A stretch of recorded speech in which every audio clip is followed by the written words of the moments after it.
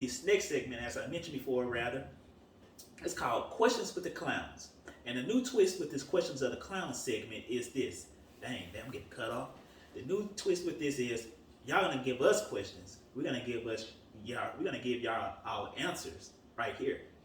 And so we had a couple of questions come in, and thank you to people that tuned in and linked in with us and gave us our questions. So with this question, so basically it's like ask the clown something that you want us to answer, and that's how we're gonna run it from now on. So please interact with our Instagrams, our Twitters, and stuff like that. Please interact because we need the questions so we can have something to talk about and something to do for this segment. Mm-hmm. Yeah. So the first two questions come from at Cam. Cam asks, one, the first question is, what advice would you give to someone about becoming a content creator? Well, I think definitely it's important to understand what kind of content you're trying to make. You know, who is your target market? Mm-hmm. What kind of stories are you trying to tell? Mm-hmm. You know, and how? What methods are you going to use to tell your stories? Are you going to be like a largely, say, animation based, like YouTube mm-hmm. account? Or are you going to be, you know, like a podcast? Or are you going to be, you're looking to make short films? Or like what exactly is your niche? What exactly is your thing? You know, and find that thing that really sets you apart. So I got a question on top of that. What would you say our niche is? I think for us is that we bring our experiences to Black men, but from different parts of the world. Gotcha. And I think that mm-hmm. being able to sit down and like discuss all these things, you know, it really shows people we're not a monolith as Black folks. You know what I mean? Uh-huh. We may have been influenced by similar stuff, Eddie Murphy, you know, prime example. But uh-huh. you know, we could have a varying array of different ideas about things. You know what I mean? Okay. Different subjects, and I think that that's what the community needs. Is like people to really step up and give different solutions. Okay. You know, think about things in different ways. You know. I feel that. While still showing unity. All right. I like that answer. Yeah. I actually like that answer a lot. For me, it's kind of the same thing and around the same lines. But for me, it's basically know what you want to put out in the world, and also be consistent. You can figure all that stuff out, but as long as you're consistent, people want to tune in because you're consistent, and you know, all right, cool. We know we can tune in this time, and we know we're gonna get this such and such, and then after a while, you're gonna kind of find your way with your consistency of, all right, cool. This is what I'm gonna talk about. Boom, and then your fans gonna know this is what they talk about. And so when your fans go and they pitch this to their friends or they show clips of whatever you're doing to their friends, they know what they're gonna get. And it's basically just staying consistent with what you're doing and how you're doing it. Sorry, we've been messing up on that, but we're gonna get back on it. We're gonna get back on it. But yeah, consistency is my biggest thing. It's like really like staying consistent in what you're doing. Make sure you're on top of your stuff, and even when you don't feel like doing it, just do it, because you know, the more you do it, the better you're gonna get, and the better you're gonna be for your audience, and the more people are gonna tune in because they're gonna know what they're gonna get every time. People are very simple. They like to be entertained, and they like to know, they like to follow patterns. So yeah, you feed into those needs and cravings. And also, like you said, find your niche. Find out what you want to talk about, and then talk about it poignantly and confidently. Yeah. Yeah, that's my thing. Consistency and knowing what you want to talk about. All right.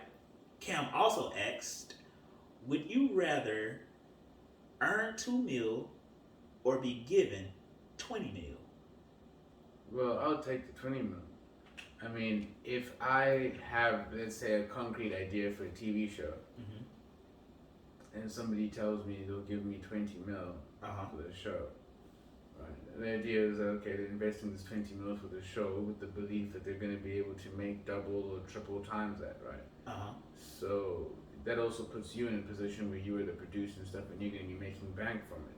Right. So you would rather be in a position where you receive a large investment, you can put this money and then make a shit ton of money, rather than be in a position where you're just given 2 mil. Be in a position where you're showing So investors and would you people rather giving like them money and put it like this? Put it like yeah. this. The question, I think, the question really should be this: would you rather somebody just hand you 20 million right now, or go earn 2 million on your own? Shit, I'll take the 20 mil. Exactly. If somebody just gave me 20 mil, like a briefcase, somebody randomly came up to you with a or briefcase of 20 mil, and was like for me, like.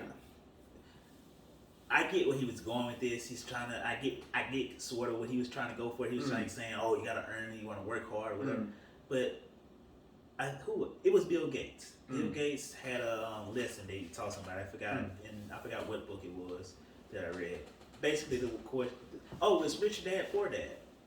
Oh, Robert Kiyosaki.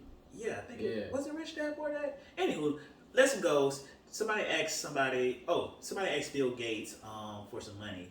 And rather, Bill Gates offered somebody some money, and then rather than take the money, the person was like, "No, I won't." But how can you teach me to get more money? And Bill Gates' answer was, "Well, I just tried to give you some money." Listen, more to the story is never turn down a great opportunity. Like, no, I'm not going to turn. No, if somebody want to give me $20 million right now, I would take that any day over $2 million. Like, I get what you're going for, Cam. It's cool. I get what you're going for. You like to strive hard, work hard at night. I want to earn every dollar I get. Nah, fam. Somebody easier. The closest, the fastest way from between any points is a straight line. And if a straight line is somebody just handing me such amount of money, cool. Yeah. I have no shame. I have a two. You sure rule. You sure? I asked you that once. You sure? I asked you that twice. I ain't cool. No more. Sure. I ain't asking you a third time. Sure. Okay. Bye. All right. Cool. Thank you. Cheers. Thank you. Do not miss out on any. So to people out there that's saying, "Oh, I would rather get such and such. I'd rather work." Cool. Earn your $2 million from that $20 million that you gave. Yeah. Don't turn down opportunities on me. And I get what you were going. But don't do that. But no, no offense, fam. No. I'd rather have somebody give me $20 million and try to go earn it. Yeah. It's quicker, faster, and I would not turn down that $20 million at all. All right. Our next contestant is Derek Johnson 2, or rather the second, and you can find him on Instagram, DEREK.Johnson, JOHSO, and then the Roman numeral II. And his two questions are: why do you think studios won't hire the people who actually like the IP to reboot them? Because it's a closed system.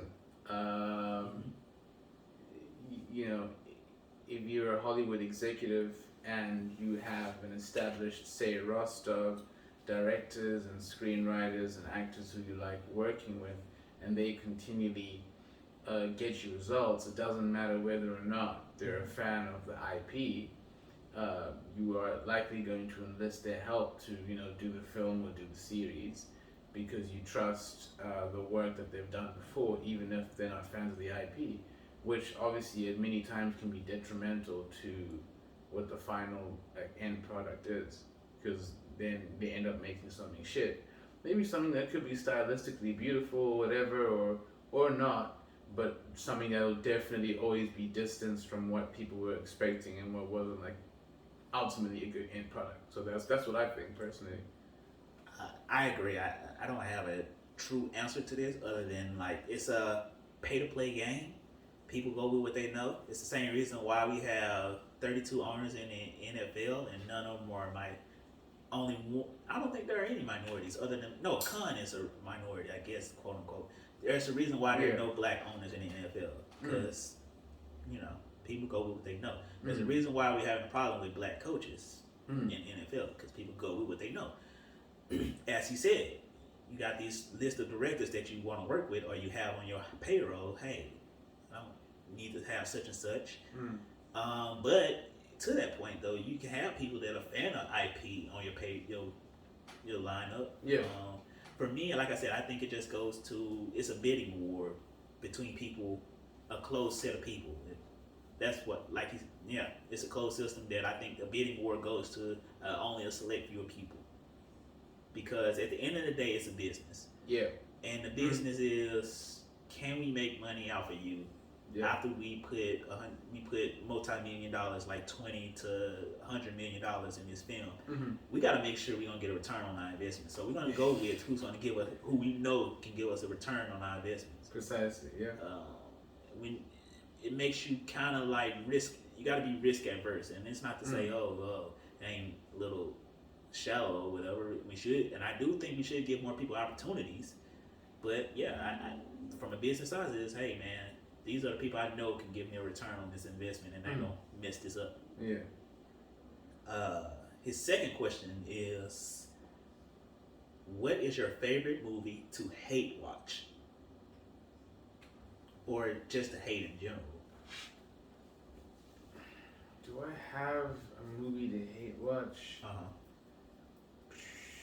Or what's your favorite hate movie? Your movie? Okay, not favorite hate movie.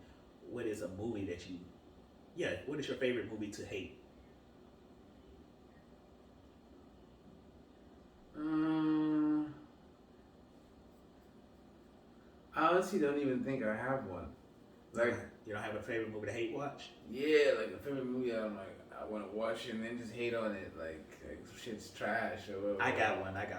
I got a movie that I hate. Cause so when I read this question, I immediately thought, okay, cool, a movie that I hated, but I stayed in and watched. And this mainly goes to the fact that for me, I once I start something, I have to finish it. You gotta see it through. That's my that's really been my whole mindset or whatever. Yeah. I just have to.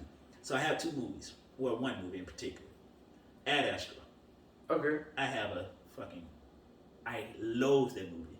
I haven't watched it yet. Everybody loves it. Oh, it's such amazing. Yeah. That movie's so boring. Yeah. It's just, Brad Pitt, right?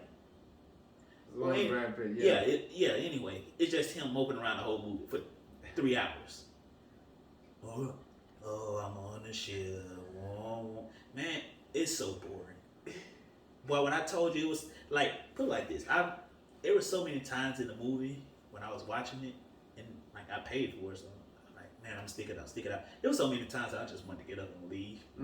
Like I had to go pee one time. I really had to debate with myself, do I really want to go back in and continue watching? Because it was so long, so boring, and it went nowhere. Like, I get it. I have a short attention span, the attention span of a flea, and I have to have stuff constantly moving. But even then, bro, your story has to be appealing. And nothing about this story was appealing to me. There's a reason why I haven't watched it. It's because it didn't look appealing to me. The trailer, the cinematography and shit looked good. That was only good. I think Wait from Wait to Mel was. And you know what? Very good. Ad Astra cinematography wasn't all that great to me. Oh, really? Everything about that movie was just boring. It was so bad. It was, bruh. I'll definitely give it a watch, but I definitely felt like it was slow. That's how I felt like with The Martian, with the one that Matt Damon was in. There's a reason why I didn't watch that either, or I think I might have attempted to watch. I think I did attempt to watch the first like 10, 15 minutes, and I was like, man, I'm at a point now. Hey, I know what I'm starting to learn. Okay, I know what I like. Yeah. And I don't have any problem with slow movies in particular, as long as their stories are engaging, or their stories are something that you care about, like make you care. Like for instance, Midsummer, it's a very slow movie, but it's so artistically done that it draws you in. The world draws you in. It's so colorful, so great, and so appealing. It draws you in. But it's a slow movie, but it's so great. And then the story around this masterpiece rather, is so great. It really is. It makes you want to sit there and like look at, oh man, they did that. Like that was the first time I ever looked at cinematography in movies. Like, man, that's amazing. Like actually paid attention, like shit, like that was crazy. Yeah.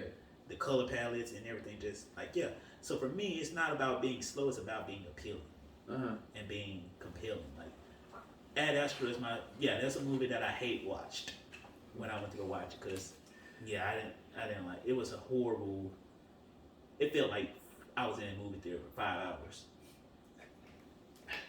watching the same scene. Oh boy, Jay the critic. All right. Our next question comes from at Two Capes, and his question is this: if they're both in their prime, or rather, both of them in their prime, who you taking? Peyton Manning or Tom Brady? So I'll be very honest. I wasn't really into NFL growing up, and then it was only as I got older I kind of started getting into it. So like, I get that. I started to learn who like Peyton Manning was, and obviously his brother Eli and shit like that, and who Tom Brady was, so on and so forth. I just feel like, as much as I don't like Tom Brady, fuck, he's the GOAT. Okay, I feel that. I just think that he's the GOAT. You know what? And he's just. You know what? Yeah, it's cool. Just nuts, yeah, that's cool. For me, it was confirmed when he went to Tampa Bay and won the Super Bowl, bro. I'll be honest, because I was like, okay, if he goes to Tampa Bay and he manages to push all these other guys to win it as well, that's crazy, dude. I didn't think it was gonna happen, but he did it. Yeah.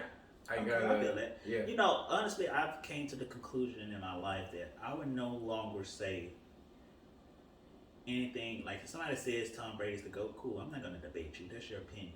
But could you please hand me that poster over there?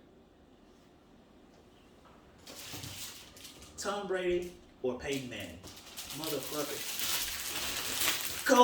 GOAT man. This guy. This is the greatest quarterback of all time. I don't care. See, folks, this is what we call obsession. I don't care. Tom Brady, cool. He did what he did, but honestly, Tom Brady was the benefactor of a great system that put him in a position that never failed him on defense or the offensive line. Peyton Manning walks onto your team. It's Peyton Manning's team. Peyton Manning is the first quarterback to do what Tom Brady did. Tom Brady went to Tampa Bay to do what Peyton Manning did. Like, bruh. And don't get me wrong, I feel like Tom Brady is definitely a great, all-time great. I get it. But if we're going to really talk about it, Tom Brady benefited from the calling of, what's his name, Josh McDaniels, and Bill Belichick's defense. Peyton Manning, anytime Peyton Manning had a lick of any of that, first off, he didn't have a Josh McDaniels because you know why? He was his own Josh McDaniels. Yeah. He called his own plays. He ran his own practice. Peyton Manning walks onto your team. It's Peyton Manning's team now. Not to mention, anytime Peyton had a lick of defense and just an ounce of offensive line, he won a Super Bowl or went to the Super Bowl. If Peyton Manning was in New England, and I don't think Tom Brady would be if the roles were flipped, I don't think that Tom Brady would be as great as he was. Okay. Interesting. I don't. Interesting. Like I said, Peyton Manning is the GOAT. And yeah, I get y'all, hey, what about such and such all from the 60s and whatever? Man, we don't care about them. We don't care about them. This is a millennial show. Peyton Manning ran. He said we don't care about none of that. No, I'm just playing. Shout out to Johnny Montana. Johnny Manziel. Is it Johnny Manziel? Johnny Manziel. No, hell no, not him. Yo, shout out Johnny Manziel though. That's a real man's quarterback. No, the fuck. Hey, that's the first time that's the first. That's the first flop that I consciously was like, damn, I knew that was gonna be a flop. Damn. I knew that was gonna be a flop before. That was the first time I actually knew, as a NFL wise or sports wise, yeah, this guy ain't gonna make it. Johnny Manziel, bro. That's what happens when you got too much money, man, and you're not focusing on your stuff. You flop, man. Yeah, he wanna go party with Drake and you go party with Drake. Hell yeah, I'll be partying with Drake. I ain't gonna Hey lie. Johnny, why you not at practice? Oh man, I was in Toronto with Drake and I totally forgot about practice. You know, I think about that story with him. They talk about, oh yeah, I just want to go to West Hollywood. Every time I would go to West Hollywood, like I passed by West Hollywood, I was like, I wonder if this what he was. Johnny Manziel. Oh man, how you have all the accolades and then get to the NFL and be like, Bruh, look, he just was very unserious, dude. I feel that. He was just very, very You unserious. tighten it right here. All right.